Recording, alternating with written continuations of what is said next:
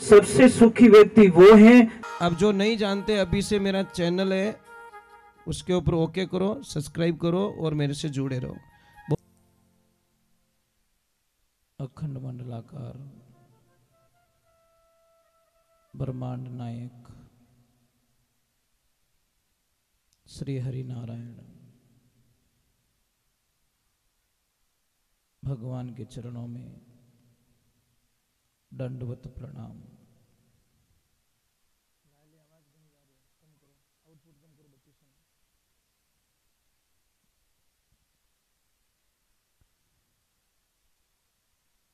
महाराज व्यास जी महाराज के द्वारा रचित, महाराज सुखदेव जी महाराज के द्वारा कथित श्री भागवत महापुराण को दंडवत प्रणाम। सर्व देवी देवता, ग्राम देवता और सभी कार्यकर्ता गण, सभी भक्तगण, सभी को दंडवत प्रणाम।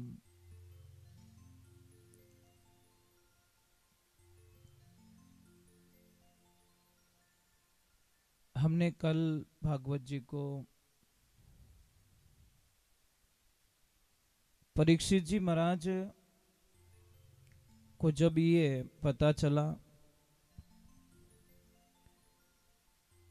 कि मुझे श्रृंगी ऋषि के द्वारा श्राप दे दिया गया है, क्योंकि वो जो पाप करके गए थे उसके पहले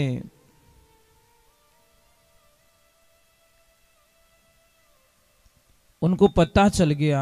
आपको पता है कि जब कोई आदमी गलती करता है उस समय शायद उसको आभास नहीं होता, परंतु थोड़ी देर बाद में या वो जगह छोड़ने के बाद में उसको थोड़ा अलग फीलिंग होता है कि नहीं, कुछ तो मैंने गड़बड़ किया, कुछ तो गलत कर दिया मैंने। तो महाराज परीक्षित जी को भी जब राजमहल में गए और जो मुकुट पहना हुआ था वो जैसे नीचे उतारा, उनको बड़ी अटपटा लगा कि हे भगवान, हे नारायण, मैंने ये क्या कर दिया, मैंने एक महान ऋषि का अपमान कर दिया। वो उनको अपनी गलती स्वीकार करने के लिए, उनको मनाने के लिए, उनका आदर करने के लिए कुछ तैयारियां कर रहे थे कि मैं इतना सोना लेके जाऊंगा, इतने हीरे लेके जाऊंगा, इतने सुविधाएं लेके जाऊंगा और महाराज जी को मैं भेंट चढ़ा दूंगा, उसके बाद मैं क्षमा याचना मांगकर मेरी गलती का प्रायश्चित कर लूंगा। इतने में समाचार आ ही गए कि महाराज आपको श्राप लग चुका है कि आप 7 दिन में आपको तक्षक आएगा और वो डसेगा और आपकी मृत्यु हो जाएगी। एक तरफ उसको दुर्भाग्य मान रहे हैं और एक तरफ भाग्य मान रहे हैं। भाग्य क्या मान रहे हैं कि मैं बड़ा नसीब वाला हूं कि मुझे सजा मिली, और गलती करने वाला उसका प्रायश्चित यही है कि वो भगवान से कहे, प्रभु मुझे सजा दो, मुझे छोड़ो मत, अगर अब छोड़ दिया तो मैं और कोई गलती करूंगा, मुझे छोड़िए मत। और आप लोगों ने, शायद सब लोगों ने वो कहानी सुनी होगी कि एक लड़का बालपने में स्कूल जाता है और वो किसी की पेंसिल चुरा देता है, और पेंसिल चुरा के जब माँ के पास में ले जाके देता है कि माँ मैंने आज किसी लड़के के बैग में से पेंसिल चुरा दी है। माँ ने कहा बेटा किसको पता तो नहीं है? कि नहीं माँ, मैंने बड़े होशियारी से चोरी करके लाया हूं। क्या शाबाश बेटा शाबाश, किसको पता नहीं चलना चाहिए। बच्चे को बड़ी एनर्जी मिली, बड़ा बैलेंस मिल गया उसको। 4-5 दिन हुए, उसने पेंसिल की जगह पूरा स्टोव बॉक्स ही चुरा दिया। ले गया माँ के पास, मेरे माँ को बोला माँ आज तो कुछ थोड़ा सा बड़ा किया मैंने। बेटा पता नहीं चलना चाहिए, दूसरों में घनी हमेटो। अब जिसको स्टोव बॉक्स चोरी हुआ था, सारे लड़कों ने देखा उसको। उसकी माँ उसके पास में जाके बोलती तेरे बच्चे ने आज मेरे बच्चे का वो बॉक्स चुरा दिया है। उसने बोला कि तू जानती है मुझे, मैं कौन हूं? आज तो नाम लिया, आइंदे के साथ में नाम लिया ना तो मेरा नाम फलानी है, ध्यान रखना। नाम मत लेना मेरे बच्चे को। और बच्चे को और एनर्जी मिल गई। वाह भाई, मेरी माँ बहुत अच्छी, मेरी माँ रक्षक है। कुछ टाइम बीतता है, थोड़ा वो बड़ा काम करता है, स्कूल का टाइम पूरा हो जाता। तो एक दिन उसने राजा के दरबार में चोरी कर ली महाराज। पकड़ा गया। राजन ने बोला एक काम कीजिए,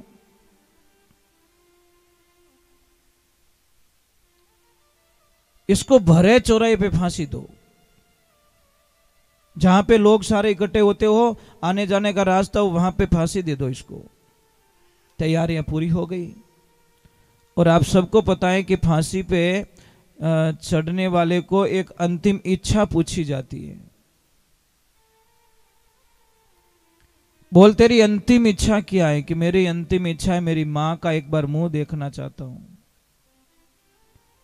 सैनिकों को भेजा और जाओ इसकी मां को बुला के लेके आओ।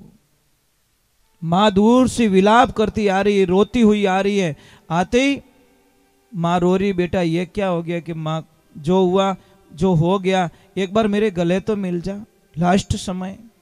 और जैसे ही मां नजदीक आई, उसने उसकी मां के नाक को काट लिया, मतलब डाचू भर दियो नाक रे, नाक खाई गो। राजा ने बोला ये क्या कर दिया तूने? कि राजन यहां तक पहुंचाने की, आज फांसी के ऊपर पहुंचा उनमें, ये सब मेरी मां की भूमिका है। इसने मेरे पहले दिन जब मैंने पेंसिल चुराई थी, उसी दिन अगर मुझे थप्पड़ जड़ दिया होगा, कुछ सजा दी होती, तो शायद मैं आज फांसी के फंदे पे नहीं चलता। तो एक बात ध्यान रखिए, अपने बच्चों की पक्ष में खड़े मत रहिए आप, सत्य के साथ में खड़े रहिए। सत्य क्या जान तो लीजिए पहले। अपना बच्चा कभी गलत नहीं लगता किसी को। नहीं मारो बेटो ताड़ो वे ही नहीं सके, आठ आको नहीं थारो बेटो ही घोटालो करियो सब। इसलिए अपने बच्चों के पक्ष में मत रहिए, पहले जानकारी लीजिए पूरी। सत्य क्या, अगर झूठ है तो उसको बोलो, सजा मिलनी चाहिए इसको। तो परीक्षित जी ने वही कहा, अपनी वकालत की, अपने लिए खुद वकील बने और बोला नहीं परीक्षित, तुझे सजा मिल के रहेगी। तूने गुनाह किया है, महाराज के गले में सांप डाला है, महापुरुषों का अपमान किया है, तुझे सजा मिलनी ही चाहिए। इसीलिए खुश हो रहे थे कि मैं बड़ा सौभाग्यशाली हूं कि मुझे सजा मिल रही है। पर एक तरफ थोड़ा दुख भी हुआ कि सिंगी ऋषि को ऐसा श्राप नहीं देना चाहिए था, कुछ सजा दे देते। और पर देखिए जो कुछ होता है अच्छे के लिए होता है। अब सारा वृत्तांत पता चल ही गया, तो तैयारी जरूरी है, तैयारी तो करनी चाहिए ना। हमको पता चल जाए कि फलाने दिन आपके बेटे या बेटी की शादी है, तो तैयारी करोगे कि नहीं करोगे? क्या यूं क्या होगा ब्याह वे जदी देखी जाए, आगे दिन कर ले सब तैयारी? नहीं नहीं नहीं नहीं, सारी तैयारियां पहले कर देते। तो अब महाराज परीक्षित जी ने बोला कि बस दिन तो सिर्फ 7 है, अब तैयारी मुझे कर लेनी चाहिए मेरी मृत्यु से मिलने के लिए। भगवान के भक्त में यही फर्क होता है। अज्ञानी लोग मौत से डरते हैं और ज्ञानी लोग मौत से डरते नहीं, क्योंकि उनको पता चल गया है कि हम बैठे कहाँ हैं, बैठे किस भूमि पे बैठे। हम बैठे मृत्यु लोक में, मतलब यहां पे मरना निश्चित है, कंफर्म है, इसमें कोई शंका नहीं है।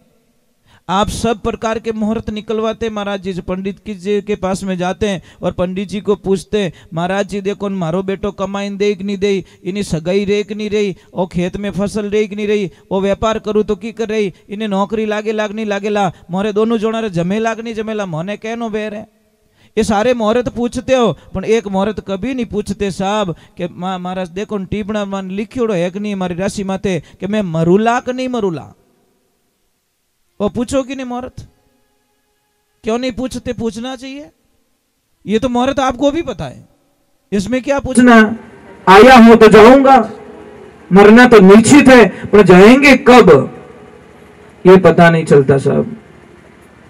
एक बात का ध्यान रखना, कई लोग जन्म कुंडली बनवाते हैं, हम तो ये कहते जन्म कुंडली नहीं बनवानी चाहिए। समझ में आ रही नहीं क्यों नहीं बनानी चाहिए? मैं आपको एक राज की बात बताता हूं। समझ लीजिए जन्म कुंडली में लिखा है कि इसके भाई लिख दिया, भाई 23वीं साल में इसके योग में कुछ एक्सीडेंट लिखा है, तो आप तो 23 साल पहले ही मरना शुरू कर दिया आपने।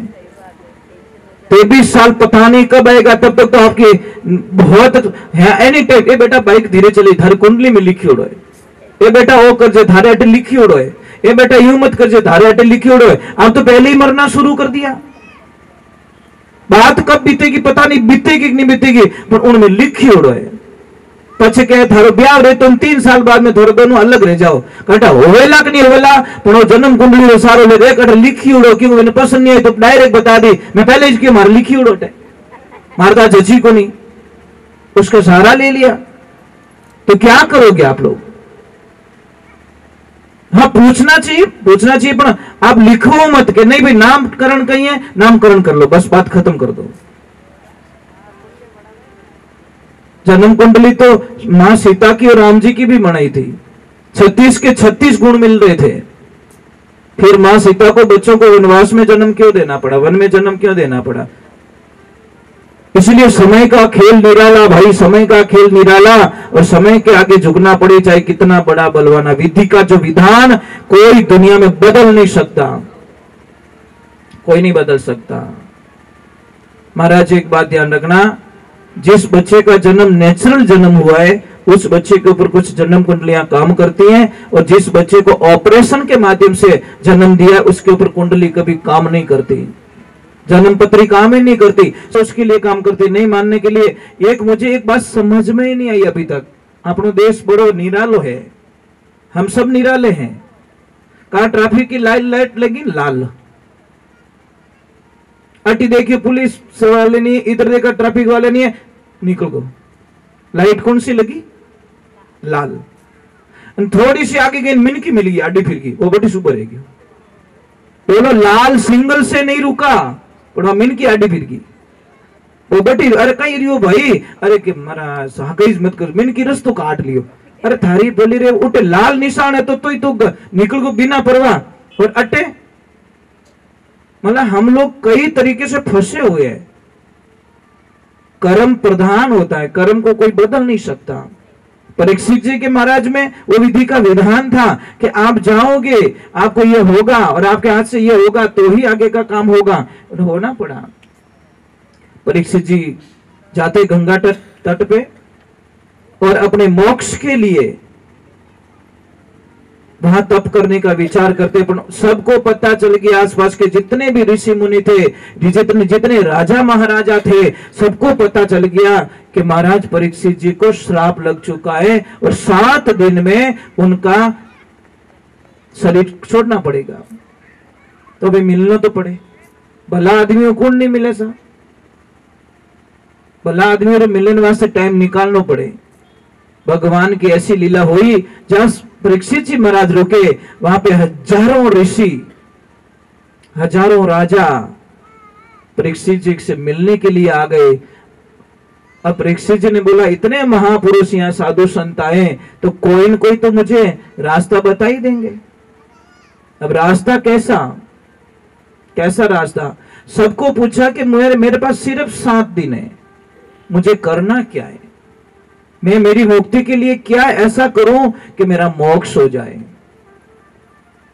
सारे ऋषि मुनियों ने बोला कि महाराज 7 दिन का तो कोई अनुष्ठान नहीं है, 41 दिन का हो सकता है, 88 दिन का हो सकता है, और किसी का तो जिंदगी भर भी मोक्ष नहीं होता, इसकी तो गारंटी हम नहीं ले सकते।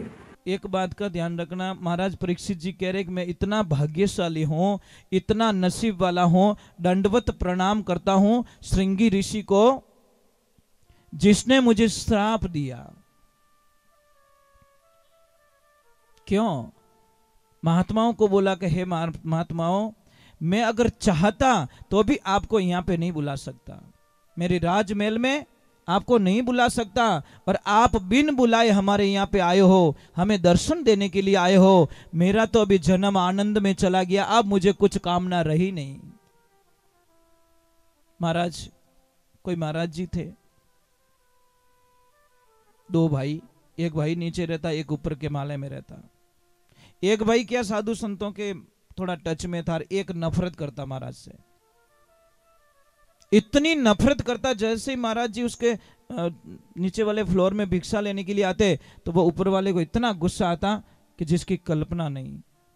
वो तो बाबा रो चक्कर में पड़ गो, ए थाने कहीं देन, वो कहीं देन, यहाँ जो नहीं बोलना है वो बोल रहा है। वो भोला आदमी था बेचारा, जाके बोल देता कि महाराज वो मेरा भाई है ना, आपसे नफरत बहुत करता है। तो महाराज जी ने बोला वो मेरे से नफरत कर रहा है तो करने दो ना, क्या फर्क पड़ता है। एक दिन समय का संजोग, महाराज गए परंतु डायरेक्ट ऊपर चले गए, जहां फर्स्ट फ्लोर में उसका भाई रहता था ऊपर, वहां पे गया और डायरेक्ट खप्पर आगे करके बोल दिया भिक्षाम देही। कोई नहीं अंदर। एक छोटा सा बालक अपने छोटे छोटे हाथों से एक रोटी उठा के लाया और लाके महाराज जी को खप्पर में दी। महाराज जी ने उसके सिर के ऊपर हाथ दे दिया और महाराज जी चले आए। विधि का विधान, कागला रो बैठनो, डाली रो भागनो। संध्या काल हुई, बच्चा खेल रहा था ऊपर, कोई कारणवश उसका पैर फिसल गया और बच्चा डायरेक्ट नीचे। अब वो भाई था, भाई का लड़का, आखिर में थोड़ी आवाज बढ़ाओ, आखिर में आत्मा बढ़े ना कि आखिर में मारो भाई है। वो महाराज जी कने खबर पहुंचाई कि महाराज जी गड़बड़ हो गई। पहली बार इन घर में थोरो जानो रियो, और उन घर में ऐसी घटना आगी तो वो रिया बढ़े, आगे तो यूं थाने चावी कोनी, और भले ही देखो कर्म एड़ा आज ही थारो जानो रियो और आज ही उनो बच्चों नीचो पड़ गो। बड़ी अनहोनी घटना हो गई महाराज। अब तो उसका विश्वास और टूट चुका है। महाराज जी बोले कुछ लगी तो नहीं है?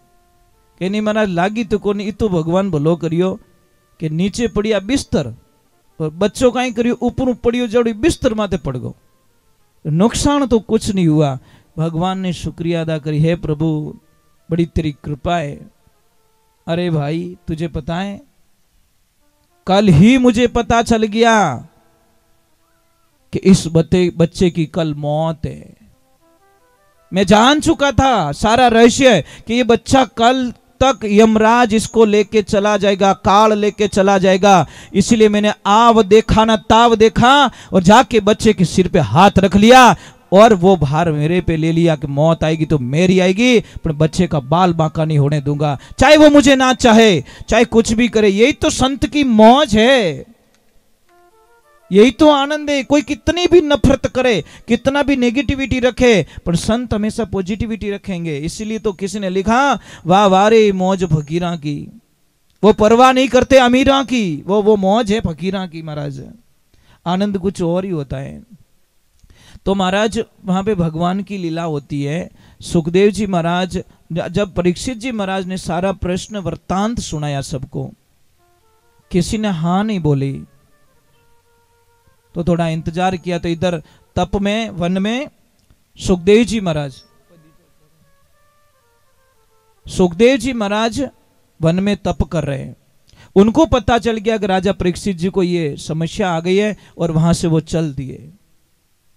आवाज आ रही है, शोर मच रहा है। सबने बोला क्या हुआ, कौन आया ऐसा? कोई चिल्ला रहा है, कोई क्या कर रहा है, कोई भीड़ लग रही है, कोई क्या लग रहा है। क्योंकि महाराज वो दिगंबर थे, पहनने के लिए कुछ भी नहीं, सिर्फ एक लंगोट।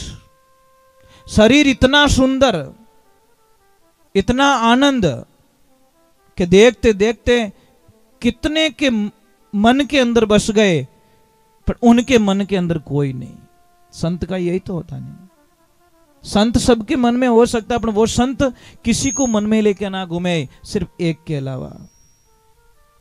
उनको तो कुछ नहीं, कोई उनको क्या कह रहा है, कोई क्या कह रहा है, कोई क्या कह रहा है। जैसे ही सुखदेव जी महाराज आए, सारे संत ऋषियों ने हाथ जोड़कर प्रणाम किया। उन्होंने बोला कि प्रणाम का वदावा का कोई टाइम नहीं है, समय मत बिगाड़ो, कोई आसन की अपना। और प्रश्न पूछा कि महाराज मुझे मोक्ष चाहिए। उन्होंने आव देखा न ताव देखा, आसन बिछाया और डायरेक्ट बैठ गए, समय की बर्बादी नहीं।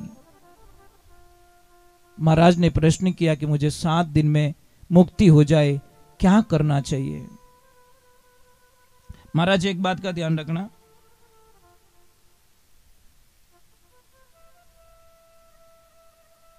कोई महाराज जी थे, स्नान करने जाते रोज।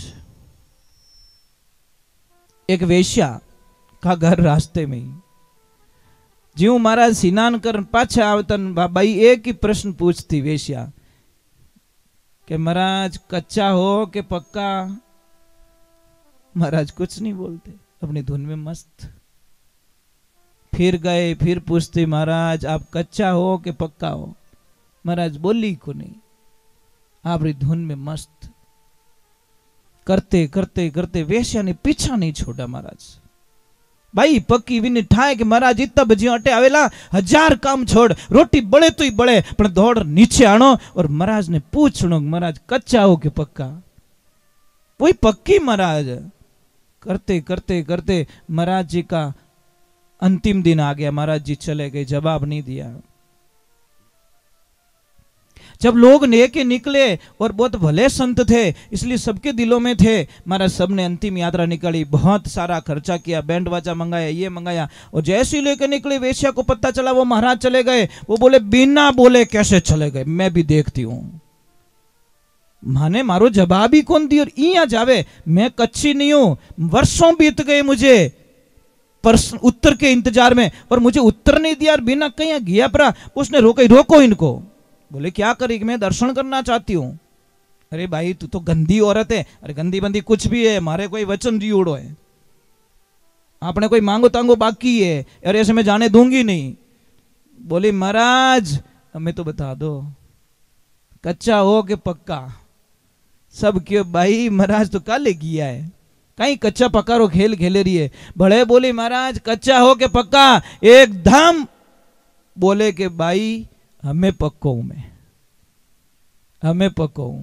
क्योंकि जब तक जी रहा था तब तक तो मुझे थोड़ी शंका थी कि क्योंकि कदी कदी अच्छो ड्राइवर महाराज भजीड़ मेल दे। नहीं कहे कि 50 साल रे माने एड़ो हैवी ड्राइवर है, इन हाथों कदी एक्सीडेंट नहीं रियोड़ो और उणूज भजेड़ लगी जाए। इसलिए ये मत सोचो कि मेरी उम्र 70 साल की हो गई, अब मेरे से गलती नहीं होगी। गलती का अगर मौका दोगे साहब तो गलती हो जाएगी। आप चांस में वो मत देखिए कि क्योंकि गलती में उम्र नहीं देखी जाती। आप गलतियों से बच के रहना सीख सकते हो। कमल होता है ना साहब, कमल कीचड़ में रहता, अपने कीचड़ को टच नहीं होने देता। हम संसार में रहे तो परीक्षित जी महाराज को सुखदेव जी महाराज ने बोला विरक्ति करो। विरक्ति क्या, मोह माया, सबको कनेक्शन खत्म करो। कि कैसे करो, तो महाराज जी तो देखो संत लोग तर्क से समझाते। कभी भी एक नारियल मंगाया ये पानी वाला, और पानी वाला नारियल मंगा के बोला कि इसको तोड़ो, परंतु शर्त ये है कि ये नारियल अंदर से नहीं टूटना चाहिए, खाली बाहर बाहर का खोलिया निकालो। ऐसे हिलाया तो वो तो पानी। बोले महाराज ये तो नहीं हो सकता। कि क्यों, कि वो तो चिपियोड़ो ही ने, ये नारियल चिपका हुआ है, अगर बाहर की कवर को तोड़ूंगा तो अंदर का कवर जरूर टूटेगा, और ये नहीं हो सकता। कि क्यों नहीं हो सकता, कि वो इन हाल टच में है। तो महाराज ने बोला कुछ और उपाय, तो मंगाया सूखा नारियल, जो ऐसे बजाए तो अंदर खाली नारियल बज रहा था, पानी नहीं बज रहा था। महाराज बोला अब इसको तोड़ सकता हूं, तो बोला कि इस नारियल जैसे हो जाओ। रहो नारियल में, टच मत रहो, तुम अकेले हो जाओगे। जब अकेले हो जाओगे तो इस खोखले को कोई तोड़ सकता है, तुमको कोई नहीं तोड़ सका, तुम बच जाओगे। परंतु अगर टच में हो तो आप भी साथ साथ में टूट जाओगे। ये बात अवश्य ध्यान रखे महाराज। राधे राधे। अगरबत्ती प्रभु वहीं करना मंदिर में। हाँ जी, यहाँ पे लगा सकते हो ऐसे। हाँ जी, राधे राधे बोलना पड़ेगा, थोड़ा जोर से बोलो ना।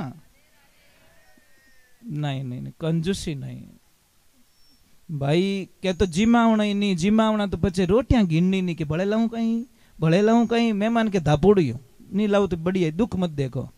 जब भगवान की शरण में हरि शरणम कह देते हैं, उसके बाद में कंजूसी क्यों क्यों महाराज। राधे राधे राधे। तो महाराज परीक्षित जी को सुखदेव जी महाराज का बहुत अच्छा प्रश्न लगा और महाराज जी ने बहुत ही अच्छा उत्तर दिया कि करना क्या, पहला पड़ाव कहां से शुरू हो रहा है। 3 चीजें बताई, स्मरण, दूसरा स्मरण और तीसरा है कीर्तन। 3 रास्ते बताए। सुनो तो ध्यान से सुनना, मतलब मन विचलित नहीं होना चाहिए, एक एक शब्द का ध्यान रखना पड़ता है। और पता है लॉटरी लगती है ना साहब, तो 1 नंबर गलत आता है तो लॉटरी खत्म हो जाती है, और 1 नंबर सही आई गोरे तो करोड़पति बनाए दे रोडपति ने। ये भी हमारी लॉटरी, ध्यान रखना। कौन सा शब्द आपके पास में आएगा और कौन सी नई जिंदगी स्टार्ट होगी आपको भी पता नहीं है और मेरे को भी पता नहीं है, ये तो भागवत जी जाने। तो पहले सो ध्यान लगा के सुनो। आप सोच रहे हो कि एक छोटी सी बात है, स्टैंड पे गाड़ी पड़ी है, गाड़ी तो पड़ी है पर ड्राइवर नहीं है। अब गाड़ी जान के भाई हाले को नहीं है, मने रावत बाटा जावणो, गाड़ी के माइलो है ही को नहीं, मने ले जाओ जो है ही को नहीं। एड्रेस तो साहब हम किसको बताते, ड्राइवर को बताते। गाड़ी रे चेपियों कोई गाड़ी बट ले जान छोड़ने वाली नहीं है, ये ड्राइवर को, ये तन आपकी गाड़ी है, ध्यान रखना, और मन आपका ड्राइवर है। इस मन को समझाओ कि तू ही गाड़ी में बैठो रहे, शांति हूं, अट उठ भटक में रो तो मत, फिर थारे भाड़ो आवी लई को नहीं, पच के धंधो नहीं रहे बैठो, आखो दिन रो तो फिर गाड़ी हुनी छोड़े। तो इस शरीर ने हुनो छोड़ रो, मन आगो फचो फिरेला तो थाने कोई फायदो मिलन आलो। देखो शरीर की पूर्ति के लिए ये मुख बनाया और यहां से पूर्ति होती है। भूख लागे तो कानड़ा में थोड़ी जूस गालो, समझ में आ रही नहीं। कानड़ा बंद कर पाछे मुंडो फाड़ो तो मारी आवाज सुनाई दे। तो रास्ते ही पूरा अलग दे दिया मन तक बात पहुंचाने के लिए। आउटपुट इनपुट, ये ध्यान रखे। तो बराबर ध्यान लगा के सुनिए, आप प्रेम से सुनिए। दूसरा नाम स्मरण, मतलब उसको चिंतन करिए, आप बार बार रिपीट कीजिए, बार बार रिपीट कीजिए, बार बार रिपीट कीजिए, रिपीट करो करो करो करो करो। आपको पता है कि एक दिन दौड़ने वालों आदमी दूसरे दिन में बुखार आ जावे या हाथ पग दुखने लाग जावे, पर सेकंड डे भले दौड़े, थर्ड डे भले दौड़े तो પછી भी कोई तकलीफ नहीं आवे। वो तो एक दिन ही दौड़न के मारे तो फौज में कौन जान वाजन होतो ही रहतू, तो गोली आटी छोड़ तू, तेरे वश की बात नहीं है। फौज में जाना कोई वश की बात थोड़ी है साहब, वहां पे इतना हार्ड वर्किंग होता है, जो कच्चा होता है वो वापस आ जाता है। और तीसरे नंबर बताया कीर्तन, कि आप खूब कीर्तन करो, आनंद लो। कलयुग केवल नाम आधारा, सुमिर सुमिर नर भव उतरे पारा। कीर्तन कीजिए, आप गाइए, कैसा भी गाइए, आवे चेड़ो ही भगवान रो भजन गावो, जैसो आवे बेड़ो ही गावो, पर गाणो छे। कई लोग तो शर्म करे कि मारो कोई गावणी आवे, तन गावणी नहीं आवे तो हाका करनी तो आवे। तू राम राम मत बोल, तू मरा मरा ही बोल, कुछ तो बोल बेटी रे बाप की, तू बोल कि महाराज मरा मरा तो ऊंधो हो जावे। तो भाई तू खेत रे माने बीज रा दाना छाटे, जने दाणो चेक करे कदी के उल्टो पड़ियो कि सीधो पड़ियो, कदी चेक करो, कदीश नहीं करो। पण वो उगे कि नहीं उगे, भाई छांटियो जने तो उग्यो ना, वो तो क्या छांटू ही कोण नहीं, वाने लावा ले ले भक्ति रा टोली पर धूड़ो लाइन लाडू बनान खाई ले, थार लाटा एड़ी आई भाई ओ की कोनी तो पावो की कोनी। महाराज अब राम जी रो नाम भौंको टेडू ले ले हरि भजन करते रहो करते रहो करते रहो करते रहो। आखिर में महापुरुषों ने भी बोला कि राम नाम रटते रहो जब लक घट में प्राण, अरे कबूक दीन दयाल के भनक पड़ेगी कान। कदी तुम्हारो हेलो सुनेला सांवरो, कदी तो सुनी महाराज। हिम्मत नहीं हारना चाहिए, हिम्मत नहीं हारना चाहिए। आपसे कुछ नहीं होवे तो भी बस राम जी ने अगरबत्ती नहीं करो, पूजा पाठ नहीं करो तो कुछ नहीं, प्रभु ठीक हो ना। आते भी राम जाते भी राम, आते भी राम जाते। आखिर भगवान के तंग कर दियो, हमें तो की देनी पड़ी ने। पण एक दिन ही 12 महीना 5 साल में एक बार रामा सामा करो जो ना, अगर गिनाई थी नाराज बेटे बाप इतना कहीं बिजी रिया, तो वो तो जगत का रखवाला है। जब अपना ये लोग ही नाराज हो जाए महाराज, इस शरीर के लिए हम कभी अहंकार न करें। शरीर की कोई परिभाषाएं नहीं होती, कितने दिन चलेगा कोई ठिकाना नहीं है। मैं आपसे एक प्रार्थना कर रहा हूं, आपका जीवन है, आपका जीवन 2 तरह का है। सबसे पहले कोई आदमी यहां से लकड़ी लेके जा रहा है, भाई यहां पे भंडारा चलता है, तो भंडारा वालों ने बोला कि भैया संध्या काल हो गई है और भंडारे में यहां पे धुने पे लकड़ी खत्म हो गई है। एक काम करने, तेरी बड़ी कृपा हो जाएगी, आधी लकड़ी तू मुझे दे दे, आधी लकड़ी तेरे घर पे ले जा। तो वही बाबा का कोई परम भक्त था, महादेव का भक्त था, उसने देर नहीं की, लकड़ी को काटा, आधा पकड़ा दिया धुने पे और आधा लेके चला गया घर पे। लकड़ी कितनी? 1। भाग कितने हो गए? 2। एक पहुंची घर पे और एक पहुंची धुने पे। अब दोनों को अग्नि मिली है साहब, दोनों को अग्नि मिली है। घर के चूल्हे में भी अग्नि मिली और धुने पे भी अग्नि मिली, पर देखिए दोनों का वर्चस्व पूरा धरती आसमान का फर्क हो गया। जो लकड़ी धुने पे जलाई गई, जो लकड़ी चूल्हे में जलाई, उनो बनियो राखोड़ो, कहीं बनी राख बन गई। और जो लकड़ी धुने पे जलाई, उनी बन गई बबूती, केसर बन गई महाराज। सिर्फ एक थोड़ा सा रास्ता चेंज किया उसने, एक गई मंदिर, एक गई घर्रा चूल्हा में। समझ में आ रही कि नहीं आ रही? तो आपका जीवन है। मैं ही नहीं कहता कि मंदिर पे आके बैठ जाओ, हम ये कभी नहीं कहेंगे। आप तो घर पे भी कीर्तन करने का आइडिया बताता हूं, आप घर पे लगा दो, रसोई में बर्तन धो रहे हो साथ साथ में गाओ, बज रहा है घर पे। पण ए टाबरिया लगावण दे तो टाबरा ने सीजे फिल्म। कोई भी बच्ची ने मां काम बढ़ा दे, बेटा वो काम कर ले, तो प्लीज मम डोंट डिस्टर्ब मी, मम्मी मैंने डिस्टर्ब मत कर, मारे फेवरेट सीरियल आ रही है, क्योंकि बर्बादी इनू लिखी जी मारी। अगर ये नहीं देखूंगे तो मैं आगे बर्बाद कैसे होंगी? अरे बेटी रामायण देख लेती, तने कोई संस्कार मिलता, कोई भगवान का भजन सुन लेती, थारा विचार गंदा विचार नेगेटिविटी में पॉजिटिविटी में आ जाता। कौन कहते महाराज नहीं हो सकता? सब कुछ हो सकता है। एक आदमी राजमहल में काम कर रहा है, राजमहल में एक दिन झाड़ू निकालते निकालते उसकी नजर अचानक ऊपर झरोके में चली गई, और जैसे ही देखा तो वहां पे राजकुमारी खड़ी भगवान को निहार रही थी, सूर्य नारायण को निहार रही थी, सूर्य भगवान को जल चढ़ा रही थी। जैसे ही देखा तो वो झाड़ू यहीं पकड़ी रह गई, वहीं देख तो ही रह गयो, क्योंकि उसने ऐसी सुंदर स्त्री कभी देखी नहीं। अब उन दिमाग ही काम करना छोड़ दियो। वो बोलियो, ए भगवान इतनी फूटरी, इतनी सुंदर, अगर ये लड़की एक रात के लिए मेरी पत्नी बन जाए तो मेरा जीवन धन्य हो जाएगा। पर बने कहां राजा भोज, कहां गंगू तेली। परंतु महाराज मैंने बोला चिंता, चिंता होती है नहीं, वो तिल तिल मारती है। स्लो स्लो स्लो मीठा जहर कहते हैं हम उसको, धीरे धीरे धीरे इंसान के खत्म कर देती है। अब वो घर पे गया तो खाना नहीं खा रहा, नींद नहीं आ रही उसको, बात नहीं कर रहा ठीक से किसी से, सबके ऊपर गुस्सा गुस्सा चिढ़ना। वहां पे भी अटू झाड़ू निकल जाए तो बटू निकली को नहीं, जटू काटो जटू नहीं काटे, जटू नहीं काटनो बटू झाड़ू काटे। उसके दिमाग में राजकुमारी। कुछ टाइम हुआ, देखो पत्नी होती ना साहब, आदमी की आंखों को देखकर पता कर देती है हमारा पति सुखी है कि दुखी है। उसकी लक्ष्मी सत्संग में जाने वाली थी, भागवत सुनने वाली थी, भगवान की पूजा पाठ करने वाली थी। उसने बोला पतिदेव कोई भी मंदी बात रहे तो मैंने बताओ, मैं गुस्सो नहीं करूं। कि सच में नहीं करेगी कि नहीं, कि मारा मन रे माने वह राजकुमारी बस गई है और मैं उसके बिना जी नहीं सकता। वो सिर्फ एक रात के लिए मेरी पत्नी बन जाए तो मैं कभी जीव सकूं, नहीं तो मैं कुछ ही दिनों में मरने वाला हूं। पत्नी ने बोला कोई बात नहीं, ठीक है, मैं कोशिश करती हूं। या तो पचे मौतरो निमंत्रण पत्रिका आई है या पचे कटे काम हो गई है। अब वो महाराज सुबह का टाइम गई राजमहल में और बोला राजकुमारी से 2 बात करनी है।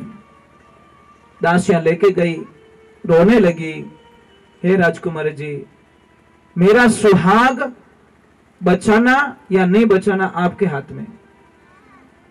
राजकुमारी बोले मैंने क्या किया? कि कुछ नहीं किया। आपको झरोखे में मेरे पति ने देख लिया और आप उसके दिमाग से बिल्कुल नहीं निकल रहे हो, तो क्या करूं मैं?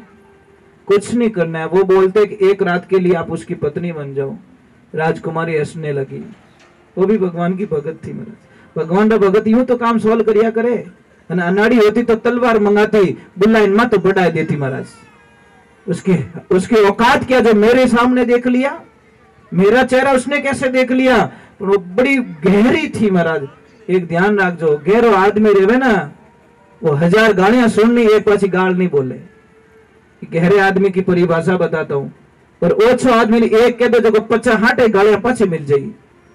फर्क है तो सब्जी बता रही है। राधे राधे राधे राधे महाराज, क्या बात है, दर्शन दे ही दिया आपने। अरे प्रभु दर्शन तो आपके होते। जय श्री राम। बताइए, बहुत बहुत अभिवादन आपका, बहुत स्वागत भागवत जी में। देखो 2 दिन से साहब जी कल भी हाजिरी लगा के गए थे और आज भी हाजिरी लगाने के लिए पधारे।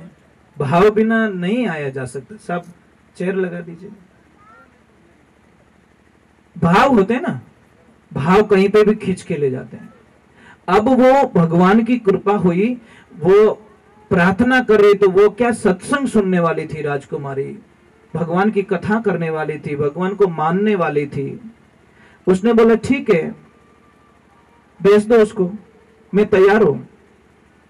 अब वो तैयार हो क्या आया। आपको पता है कोई बोल दे तेरी लॉटरी लग गई तो बिनु चेहरा 1 सेकंड में चेंज हो जाए। कितना ज्यादा वक्त नहीं लगता, 1 सेकंड में उसके चेहरे पे कुछ नूर आ जाते हैं, हंसी आ जाती है। भगवान की कृपा हुई। वो जैसे ही गया तो उसको बोलो नीचे मत बैठिए, आप ऊपर बैठिए, आप मेरे पति के रूप में यहाँ आए हो, स्वागत है आपको। जिस थाल में राजा भोजन करते उस थाल में उसको भोजन करवाया गया और उसको पूछा गया कि अब बोले आपकी क्या इच्छा है? कि बस मेरी पत्नी ने आपको बता दिया कि कोई बात नहीं, मैं भी एक प्रार्थना करना चाहती हूँ आपसे। कि क्या? बोलिए। कि मैं 1 दिन के लिए पत्नी बनना पसंद नहीं करूंगी, तो कि मैं जीवन भर आपके साथ में रहना चाहती हूँ, मतलब पूरा जीवन ही मैं आपको देना चाहती हूँ। वो बोला हे भगवान, मैं सोचो 100 रुपया मिले, यहाँ तो अरबों की लॉटरी लग गई। आंधो मारे अडंगा, आंखें रही फोड़ाटे, दोनों आंखें रोशनी मिल गई। तो अब वो इतना खुश हो गया तो बोला कि देखो मेरी एक प्रतिज्ञा, राजकुमारी देखो कितना तर्क से समझा रही है, ज्ञानी पुरुष। राजकुमारी ने बोला कोई बात नहीं, जिंदगी भर के लिए अपनी अर्धांगिनी बन जाऊंगी, पर मेरी एक शर्त है। वो बोले आप जो बोलोगे मैं करने के लिए तैयार हूं। कि आपको करना कुछ नहीं है। जंगल में मेरा इष्ट है शिव, मैं पूजा करने के लिए वहां जाती हूं और 41 दिन के लिए आपको शिव का अनुष्ठान करना है। और जो मैं मंत्र दे रही हूं उस मंत्र के अलावा 1 सेकंड के लिए आप कहीं भटक गए तो मैं आपको जिंदगी में कभी मुंह नहीं बताऊंगा, मतलब मिलूंगी नहीं आपसे, कभी नहीं मिलूंगी। उसने बोला 41 दिन तो क्या, मैं 4 महीने रुक सकता हूं। वो मन में बोले 41 दिन तो काट दो। अब वो गया और उसको बोला कि ओम नमो शिवाय मंत्र का जप करना है, आपको इसके अलावा किसी से नाता नहीं रखना है। आहार लेने के लिए 5-10 मिनट का समय निकाल सकते हो, पर किसी से बात नहीं करनी है, किसी से कांटेक्ट में नहीं रहना है और किसी की फालतू बात विचार नहीं आना चाहिए। अब वो जाता है और ध्यान साधना की सारी व्यवस्थाएं करवा ली राजकुमारी ने।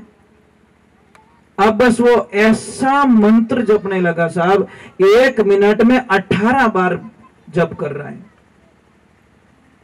श्वास श्वास धड़कन धड़कन में शिव बस गया। वक्त ऐसा आता है जब वो 41 दिन बाद में जाकर राजकुमारी जाके हाथ जोड़ के उनको बोलती है आंखें खोलो, नहीं खोली। आंखें खोलो, नहीं खोली। आंखें खोलो, थोड़ा जोर से बोला आंखें खोलो। घंटी बजाए, ढोल बजाए, सारा वाद्य यंत्र बजाया, तब जाके उसकी थोड़ी सी आंखें खुली। सामने राजकुमारी खड़ी कि पहचाना मुझे? उसने बोला मैं आपको नहीं जानता। अरे मैं वो राजकुमारी कि मैं किसी राजकुमारी को दुनिया में नहीं जानता, मैं सिर्फ शिव को जानता हूं। किसी को नहीं जानता मैं, सिर्फ मैं। शिव के अलावा मुझे दुनिया में कोई नहीं दिख रहा है। हे माते, मैं आपको प्रणाम करता हूं। कहां विषय वासना का भाव लेके राजकुमारी के पास में गया और कहां उसने मां का शब्द का उपयोग कर लिया। ये ज्ञानी और अज्ञानी लोगों का तर्क यहां पता चलता है। इसलिए ध्यान रखिए, जिंदगी में जीवन बहुत छोटा है। आप अपने जीवन काल में कुछ अच्छा करके जा सकते हो और कुछ खराब करके जा सकते हो। कितना जीना हम लोगों को, कोई भरोसा नहीं है साहब। सती आवत देख के तुलसी आवत देख के सती निवाया आशीष, तुलसीदास मुख से बोले अमर चूड़ा आशीष। सती तो हैकी बेकी रह गई कि बाबा क्या बोल रहे हो, क्या हुआ कि मैं पति हमारा मर गया, अभी मैं भी मरण को जाए, तुलसी तेरे वचन का क्या होशी हवाल।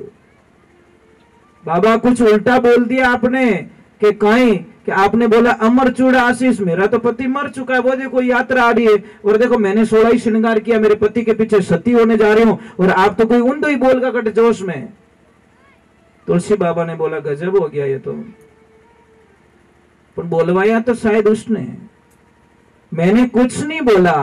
तुलसी मुर्दा मंगाई के मस्तक धरिया हाथ, मैं कछु नहीं जानो तो जाने रघुनाथ। महाराज उस आदमी को जिंदा होना पड़ा क्योंकि संत ने वचन दिया था।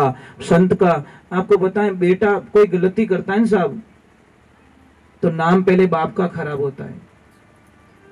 बेटा तो कहीं तो ओळखे नहीं ओळखे, पर बाप रे माथे कलंक जरूर लागे। फलाण जी रो बेटो, फलानी समाज रो, फलानी गांव रो, विनित पछे लिस्ट में ले, पर लिस्ट पहला आ बनेला, इने वास्ते ध्यान रखजो। जीवन को दाग लग जाए, हमारी वजह से किसको तकलीफ नहीं होनी चाहिए। सबसे पहला संसार में सबसे सुखी व्यक्ति वो हैं जिन्हें पड़ोसी बढ़िया मिल गो, और जिन्हें पड़ोसो बढ़िया है उन्होंने सुखी जीवन कोई हो ही नहीं सके। महाराज घरों पड़ोसी बढ़िया रहे तो सुबह उठते ही राम राम करो कि नहीं करो, અને ખડૂસ રહેતો સુબેરો કચરો ઢગલો હટી મિલે, પછી નીકળે જાડુરી મહાભારત ખેંચાતા, ઓ તું ને કયો આ આટનું જાડું ફેંકે, બાબટનું જાડું ફેંકે, दोनों खड़ी जावे। अच्छे पड़ोसी, अच्छा पड़ोसी खेत में मिल जाए तो 4 दिन के लिए हम कहीं जा रहे हैं, बोल के जाते भैया थोड़ा ध्यान रखना, मैं 5-7 दिन पाछा हूं ला। और खड़ूस मिल जाए तो रात हेरिया खोल दे, गाँव रा डंड हमारे गाल देगा कमाई जेतु तो।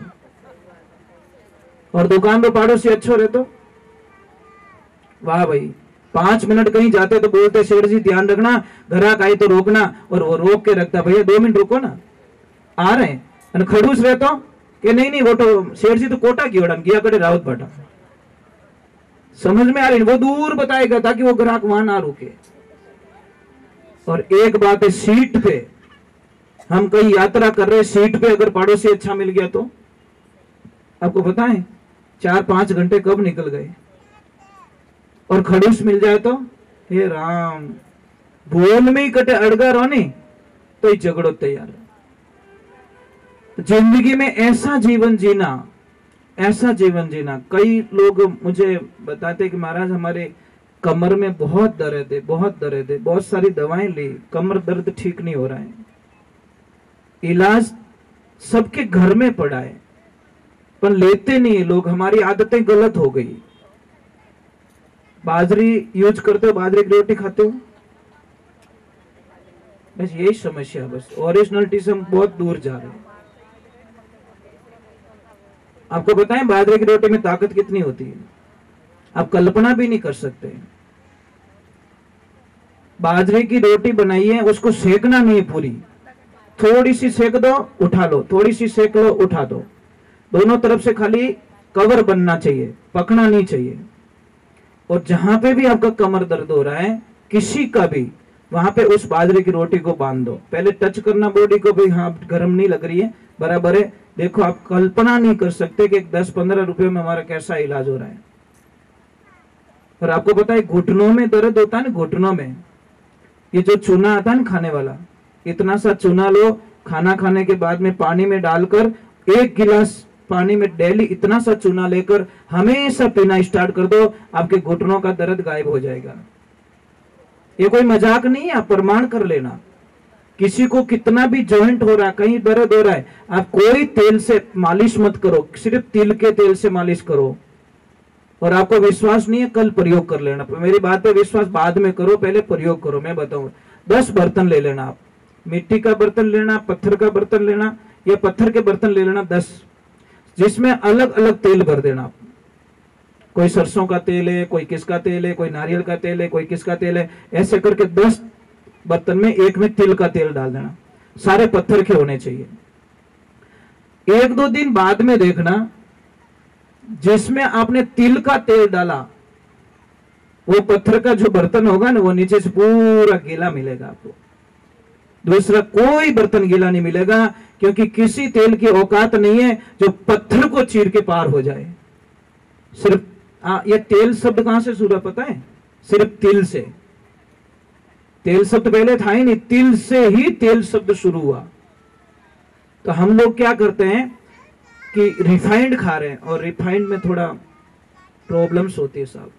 रिफाइंड मत खाइए आप, भले महंगा पड़े, तिल का तेल महंगा पड़े, आप लीजिए, तिल लीजिए, खरीद लीजिए, भले 200 को 300 रुपया देना पड़े, ओरिजिनल तो खाओ। हम खाते नहीं। किसी भी बच्चे की अगर हाइट नहीं बढ़ रही है, आप देसी गाय माता का दूध लीजिए, दूध लेने के बाद में 100 ग्राम दूध ले लीजिए, उसको शाम के टाइम में गर्म करके दही बना दीजिए, सुबह में वही दही कटोरी में लीजिए। पर ये ध्यान रखें, लोहे के बर्तन में उबालना पड़ेगा दूध को। मैंने कल एल्यूमिनियम के लिए मना किया, मैंने समझ में आई नहीं, एल्यूमिनियम बर्तन यूज नहीं करोगे आप, क्योंकि वो मिलता नहीं है, तत्व नहीं मिलता उसको। लोहे के बर्तन में गर्म कर दो या मिट्टी के बर्तन में गर्म कर दो। गर्म करने के बाद में सुबह में दही बना दीजिए, बनाने के बाद में इतना सा दही लीजिए और इतना सा चूना, जो खाने वाला चूना, उसमें डालकर बच्चे को खिलाना स्टार्ट कर दीजिए। आप कल्पना नहीं कर सकोगे बच्चे की बुद्धि का विकास इतना क्यों हो गया। कई लोग हमारे पास में आते हैं कि महाराज हमारा बच्चा कहना नहीं मानता, हमारा बच्चा जिद बहुत करता है, हमारा बच्चा आलसी बहुत है, हमारे बच्चे को हमारी कदर नहीं है। तो हम एक प्रश्न करते, भाई दूध किसका पिला रहे हो? बोलते भैंस का। तो फिर राम राम, ठीक है, इसका इलाज हमारे पास में नहीं है। कारण बता लेता हूं। एक अनजान गाय को, देवियों आज काम करना, अनजान गाय, जिस गाय को आप जानते नहीं हो, आप भी कर लेना, उसको एक रोटी और इतना सा गुड़ दे देना, टाइम लिख देना कि इतने बजे मैंने इस गाय को रोटी दी। सेकंड डे बिना बताए वो गाय वहां पे आ जाएगी, उसी टाइम पे आएगी। और भैंस को बादाम का हलवा खिला देना, चली जाएगी भैंस, घर पे मालिक इंतजार कर रहा है, और जैसे ही उसको कीचड़ मिलेगा वो मेकअप कराने के लिए ब्यूटी पार्लर में घुस जाएगी, कीचड़ में घुस के वापस निकलेगी। उसको मालिक से, बच्चे से कोई लेन देना नहीं है, उसको कीचड़ चाहिए। जिसकी बुद्धि ही कीचड़ में आनंद में लेती हो, वो कैसे हमारी शुद्धता हो सकती है। दूसरे नंबर, अब एक बछड़े को छोड़ना, भैंस के बछड़े को 10 भैंसों के बीच में 8 भैंस की लात खाएगा ना, तब उसकी मां मिलेगी उसको। और गाय के एक बछड़े को 100 गाय के बीच में छोड़ना, विथिन 2 मिनट में उसकी मां को ढूंढ निकालेगा। वो कोई गाय रे नीचे जान नहीं पड़े, वो डायरेक्टली उसकी गाय माँ को ढूंढ देगा। अब भैंसरो दूध पिए ना आपरो टबर आप जिद करे तो करे लाई में कोई शंका नहीं है, गाय का दूध पिलाओ। तीसरे नंबर भैंस के बच्चे को देखना, जैसे भैंस का बच्चा दूध पीता एक तरफ जाके सो जाता है, आलस आता है उसको, फैट ज्यादा होता है ना, दूध जितना पतला होगा उतना गुणाकारी होगा। ये ध्यान रखने की बातें होती है। हम पतले दूध को कमजोर मानते, पतला दूध कमजोर नहीं हो सकता, पतला दूध ताकतवर होता है और होता गाय का, इसलिए उसको अमृत का रूप दिया गया। अब देखिए वो बछड़ा जाके सो जाएगा, पर गाय के बछड़े को देखिए, जैसे दूध पिएगा अपना चेंज करेगा और पूंछ लो ऊंचो करी और भाग दौड़ स्टार्ट। ठीक साहब, धन्यवाद, बहुत बहुत साधुवाद आपको। पधारते रहिए, दर्शन दीजिए। आज तीसरा दिन तो हो गया, अभी 2-3 दिन के और मेहमान है हम लोग। जय श्री राम, जय श्री राम।